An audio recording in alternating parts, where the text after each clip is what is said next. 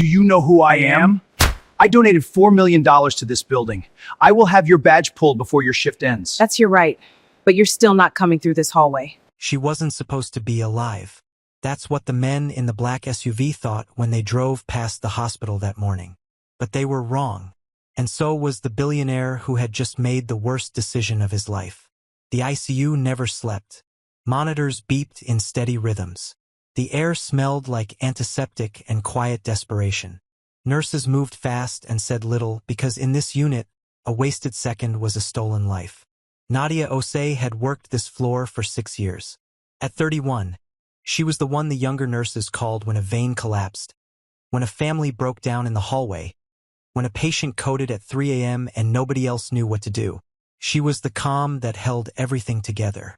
She was also 7 months pregnant. Her feet hurt. Her lower back throbbed with a dull, grinding ache that started around hour 4 of every 12-hour shift. But she never mentioned it. She simply rubbed her belly once between rooms, took a slow breath, and kept moving. None of her coworkers knew much about her life outside the hospital. She didn't talk about where she grew up. She didn't mention family. When people asked, she smiled and changed the subject. Nobody knew. Nobody was supposed to.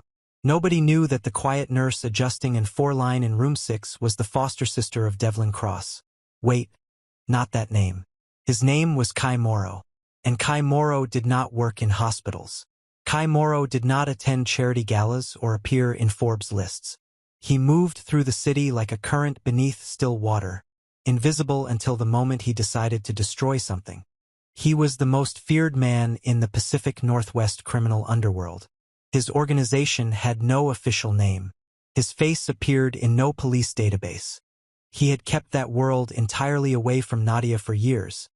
Not because he was ashamed of her, but because she had asked him to. Let me be normal, she had told him once when they were teenagers. Let me just be a person. He had honored that. Always. But peace, as it turns out, has enemies. The double doors at the end of the hallway slammed open at 2:14 p.m. Every head on the floor turned. The man walking through them wore a steel gray suit that cost more than most nurses made in 3 months. His name was Bryce Fontaine. He was 44 years old, the founder of 3 tech companies, and a man who had never once heard the word no without consequence. Behind him, a nervous assistant held a folded cloth against Bryce's left palm. A small cut, the kind you got from a broken glass at a restaurant, the kind that needed a Band-Aid, not an ICU. Bryce didn't know that, or more accurately, Bryce didn't care. He scanned the unit like he owned it, which, in his mind, he nearly did. His last donation had funded the hospital's new cardiac wing. He had the framed letter from the board to prove it. I need a doctor. Now. His voice cut over the monitor sounds. Not a resident. Not a student. A real one. A young doctor named Trevor hurried toward him, hands out, voice low. He tried to explain, this floor is critical care. Sir, your assistant's injury is minor. The main ER is 2 floors down. Bryce grabbed Trevor's coat and shoved him sideways. The whole floor stopped breathing. Bryce stepped forward, heading toward a room where a 67-year-old man was recovering from open-heart surgery. His eyes were scanning for an empty bed. A nurse he could command. Anyone who would just do what he said. Nadia stepped out of room 6. She didn't rush. She didn't raise her voice. Bryce stopped walking. His jaw tightened. He looked at her the way powerful men sometimes look at people they've already decided don't matter. Like she was furniture that had mysteriously started talking. Do you know who I am? His voice dropped into something uglier. I donated $4 million to this building. I will have your badge pulled before your shift ends. That's your right, Nadia said. She didn't move. But you're still not coming through this hallway. Something shifted in his face. The controlled anger cracked, and something colder came through. He reached into his jacket and pulled out a leather card holder. He flipped it open and held it toward the young doctor who had pressed himself against the wall. Write me a number, Bryce said. Whatever it takes to move one of these patients to another floor. I don't care which one. I need this bed. Trevor's mouth opened. Nothing came out. Nadia spoke instead. Put that away. Her voice didn't shake once. Money doesn't change which patients are stable enough to be moved. The man in room 4 had open-heart surgery 11 hours ago. He cannot be relocated for a hand cut. Bryce turned to her slowly, the card holder still open. "You're a nurse," he said. And the way he said it made the word sound like an insult. "You don't make those calls. On this floor?" "I do." For a moment, nobody breathed. Then Bryce launched into it, loud and ugly and relentless. He called her incompetent. He said her scrubs looked like they came from a thrift store. He talked about her education, her salary, her place. He said things that made the young nurses at the station look at the floor in shame. Nadia absorbed every word without flinching. She turned toward the wall phone to call security. That was when Bryce hit her. The sound of it was wrong. Too sharp for a hospital. Too loud. It split the quiet of the ICU like something breaking that wasn't supposed to break. His palm connected with the side of her face with full force. Her head snapped sideways. The clipboard in her hand dropped and hit the floor. She stumbled back, one shoulder catching the edge of the nursing station counter, and her hands flew instinctively to her belly. Both of them, wrapping around the curve of it, protecting it. She didn't fall, but her eyes closed for a second, and that second said everything. The floor was silent. Not quiet, silent. The kind that follows something irreversible. A young nurse named Priya stood frozen at her station, both hands pressed to her mouth. The security guard near the elevator had his hand on his radio but hadn't moved. Nobody had moved. It was like the oxygen had been sucked out of the building. Bryce straightened his jacket cuffs. "Maybe now you understand how this works," he said. Down the hallway, near the exit stairwell, a tall man in a black coat stood with his hands in his pockets.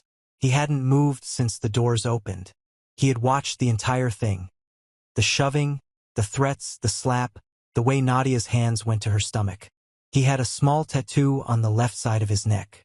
A wolf's eye, half open, staring forward. He didn't pull out a weapon. He didn't raise his voice. He took out his phone, typed 4 words and sent them. Then he walked out the side door. Dr. Holt arrived 60 seconds later. He was the chief of medicine. 62 years old, silver hair, a reputation for staying calm in catastrophic situations. He walked in, surveyed the scene. Nadia still steadying herself against the counter, Bryce standing with his arms crossed, and made his decision in under 3 seconds. He chose wrong. "Mr. Fontaine." Dr. Holt moved toward Bryce with his hand extended, voice smooth. "I am so sorry for this. Let's get you taken care of immediately." Nadia stared at him. He didn't look at her. Not once. Bryce rolled his shoulders. "Your nurse was aggressive and obstructed patient care. I defended myself." Dr. Holt nodded like he was hearing a reasonable weather report. He didn't check the cameras. He didn't ask the witnesses. He didn't look at the red mark spreading across the face of the pregnant woman 10 feet away. He turned to Nadia, and his voice went flat. "I'm going to have to let you go. Effective immediately. Please surrender your badge and clear your locker."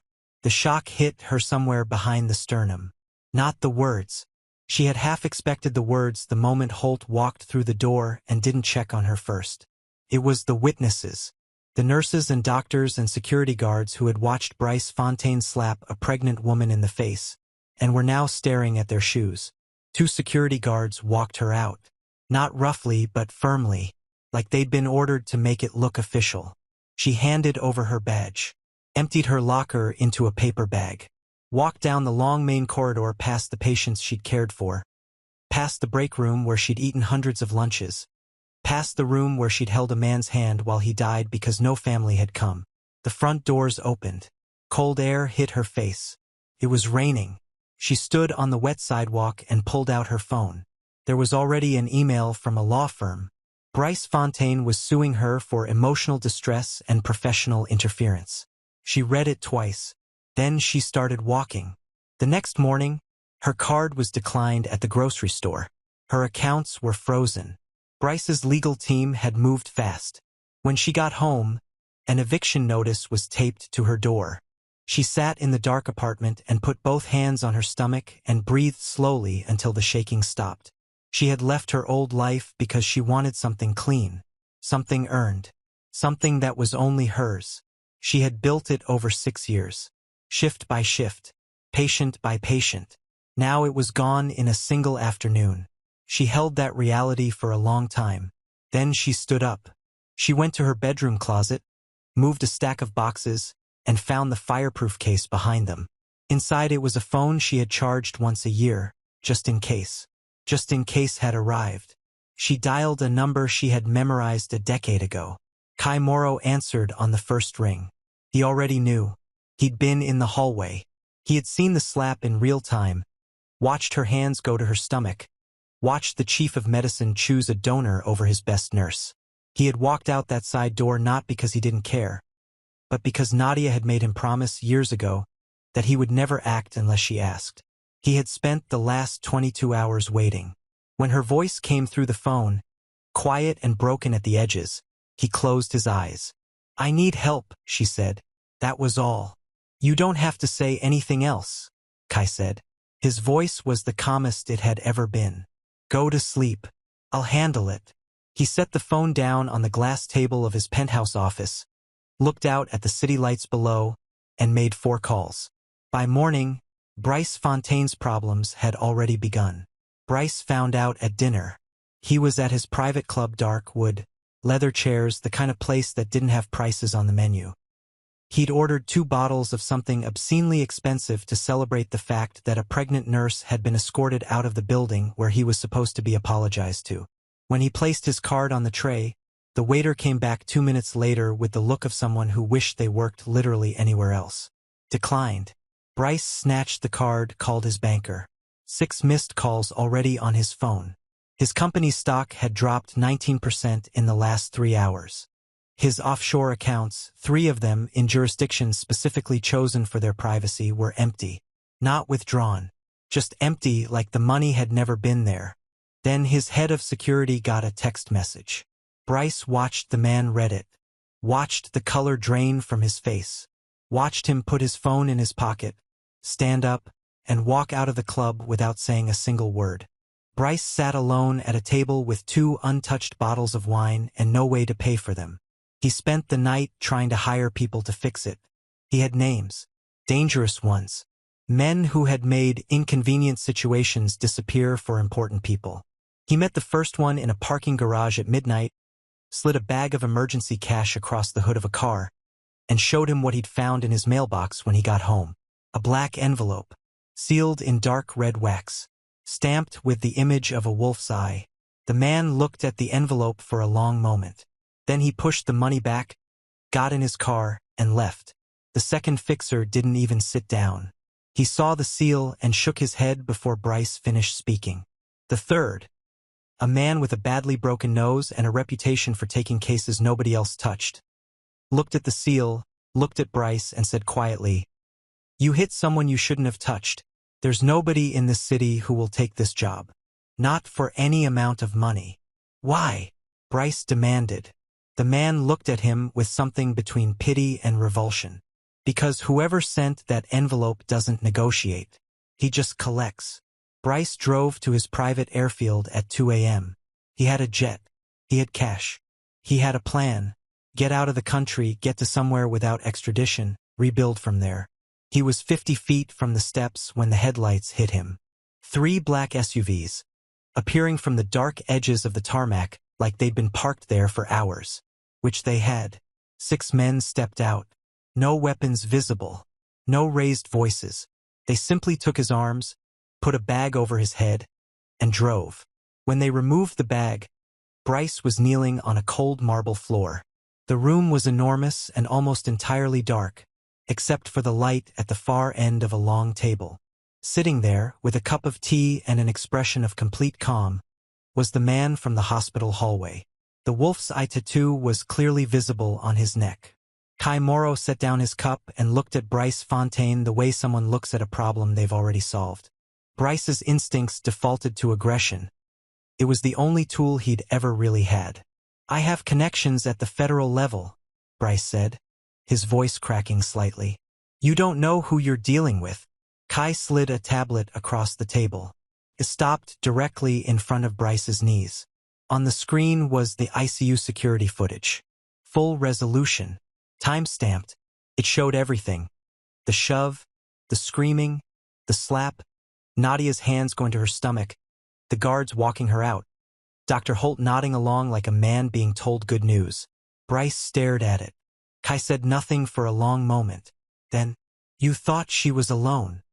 His voice was quiet enough that Bryce had to strain to hear it. "You thought nobody was coming." He leaned forward slightly. "She has me." A lawyer stepped out of the shadows with a stack of documents. Kai explained the terms without emotion. Every asset, the company, the properties, the vehicles, the patents, the emergency cash that was already burning in a barrel in the corner, transferred immediately. Every penny was going into a legal trust for underprivileged single mothers in the city. The donation was structured specifically so it could never be reversed. The gym bag of cash Bryce had brought to the airfield had already been collected. Bryce sobbed through the signing.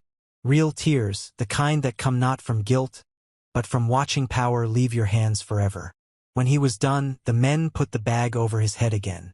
They drove for 20 minutes. When they pushed him out of the vehicle, he hit wet pavement and rolled twice before stopping. He tore the bag off his head and looked up. Hospital emergency entrance signs. The same building. He was in the parking lot where Nadia had stood in the rain, holding a paper bag with her belongings, freshly fired from the only job she'd ever loved. Bryce Fontaine sat in the rain with nothing but the clothes on his back. And then the police cars came, because while he'd been sleeping in alleys that week, Kai had sent Bryce's financial fraud records to 3 separate federal agencies. Tax evasion, embezzlement, wire fraud. 10 years of it, documented perfectly, delivered anonymously. The officers stepped out. Bryce didn't run. There was nowhere to go. The morning sun came through the large windows of the private suite on the 7th floor. The room was warm and quiet. Flowers on the windowsill. Soft light. The sound of a newborn breathing. Nadia held her daughter against her chest and looked out the window at the city. Her daughter had her grandmother's nose and a full head of dark hair and lungs that had announced her arrival to the entire floor. She was perfect. Kai stood near the door with his hands folded, looking at his niece with an expression Nadia had never seen on his face before. Something open, unguarded, human. He had bought this hospital 4 months ago, quietly, through 3 shell companies. The board didn't know who owned it until the paperwork was finalized. Then they knew. And then Dr. Holt had quietly resigned, which turned out not to matter because the new ownership had already begun processing his termination. Holt was currently employed 2 floors below. Not as a doctor. The janitorial team had been short-staffed. As Nadia watched her daughter sleep, she heard the squeak of a mop bucket in the hallway. She glanced up.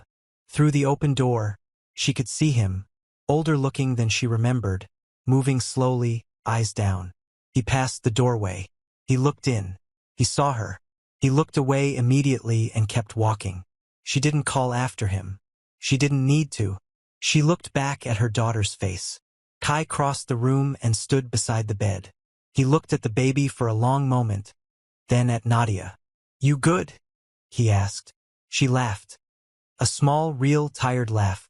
"Yeah," she said. "I'm good." He nodded once. Like that settled something he'd been holding for a while. Downstairs, in a federal holding facility across town, Bryce Fontaine sat in an orange jumpsuit on a metal bench. The wealth was gone. The legal team was gone. The investors, the board, the club members who had laughed with him over champagne. All gone. He had spent 44 years building a life where no was a word other people said. Not him. He had learned what happens when you're wrong about that. Nadia kissed her daughter's forehead and breathed in the warmth of her. The storm was over. Not because the powerful man had fallen, though he had, completely. Not because the coward doctor was mopping floors, though he was. But because she was here, in this room, with her daughter breathing softly in her arms and her brother standing quietly at the door, and the world outside had no claim on her anymore. She had fought for a normal life her whole life. She hadn't realized that sometimes the people who love you fight for it too. The quietest people in the room are never the weakest. They're just the ones who haven't decided to move yet.